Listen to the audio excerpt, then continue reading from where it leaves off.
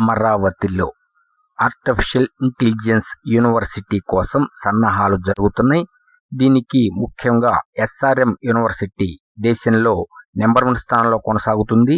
వారు సన్నాహాలు ఆరంభించారు. అంతకుముందే ఆరంభించారు కానీ గత ప్రభుత్వ వైఖరికి బాగా ఇబ్బంది పడ్డ వారు ఆ ప్రయత్నాలు విరమించుకున్నారు. ప్రస్తుతం కూటమి ప్రభుత్వం వచ్చింది కాబట్టి వారు రెడీ అయిపోయారు. ఆర్టిఫిషియల్ ఇంటెలిజెన్స్ యూనివర్సిటీ గాని అమరావతిలో పెడితే అద్భుతమైన ఇన్నోవేషన్లు మొత్తం అక్కడే జరిగేట్లు, కొలాబరేషన్ అంతా అక్కడే ఉండేట్లు ప్లాన్ చేస్తున్నారు.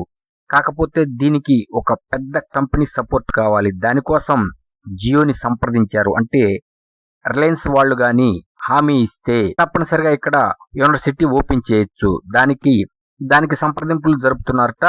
దీనికి ప్రోత్సాహకంగా ఆంధ్రప్రదేశ్ ప్రభుత్వము, కూటమి ప్రభుత్వము వారికి ప్రోత్సాహకాలు ఇవ్వడానికి రెడీ అయిపోయారు. మీకు ఏమి కావాలి చెప్పండి, మేము రెడీగా ఉన్నాం, చేస్తాము, మీరు ఆర్టిఫిషియల్ ఇంటెలిజెన్స్ యూనివర్సిటీని అమరావతిలో పెట్టండి అని ప్రభుత్వం వారికి చెప్పేశారు. దీనిపై గౌరవ ముఖ్యమంత్రితో చర్చలు కూడా జరుగుతున్నాయి.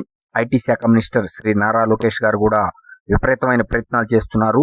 ఆర్టిఫిషియల్ ఇంటెలిజెన్స్ యూనివర్సిటీ గాని అమరావతిలో పెడితే జియో సహకారంతో ఎటువంటి డెవలప్మెంట్ ఉంటుంది అనేది ఒక్కసారి అర్థం చేసుకోండి. ఆ విధంగా ఉంటుంది కూటమి ప్రభుత్వ స్టెప్స్. ఆంధ్రప్రదేశ్ ప్రజలు అభివృద్ధికి పట్టం కట్టారు అంటానికి ఇది ఒక నిదర్శనం.